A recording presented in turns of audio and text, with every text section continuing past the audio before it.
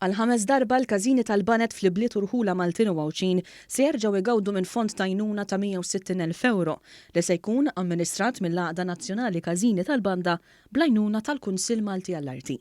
Il-Ministru għall-Wirt Nazzjonali José Herrera qal li b'kollox l-investiment tal-Gvern f'dawn l-qdiet jisbuq 800,000 euro fosthom għajnuna għal kmamar tan-nar u tal-armar tal-festi. Benefikaw il-fuq minn 110 każini matul dawn l-aħħar 5 snin. Allura aħna naturalment bħala Ministeru tal-Kultura għandna obbligu li nkomplu nsostnu u ngħinu it-traduzzjonijiet Maltin biex nkomplu nsaħħu l-identità tagħna. Iċ-Chairman tal-Kunsill Malti għall-Arti Albert Marshall qal li l-viżjoni tal-Kunsill għall-Kultura Popolari se tippermetti biex dan ikun sostnut b'mod sostenibbli. Hawn fakkar ukoll li l-Kunsill jirrikonoxxi l-Festa Maltija bħala parti kruċjali mit-tessut kulturali tal-Gżejjer Maltin.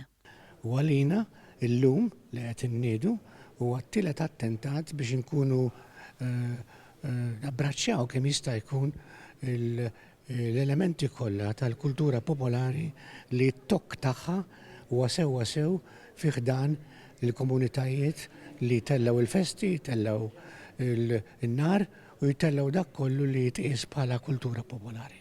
Il-President tal-Għaqda Każini tal-Banda, Noel Camilleri, qal li dan hu konferma tal-importanza li dan il-qasam għandu fil-kultura Maltija u ħeġġeġ li l-każini tal-Banet japplikaw għal dawn il-fondi.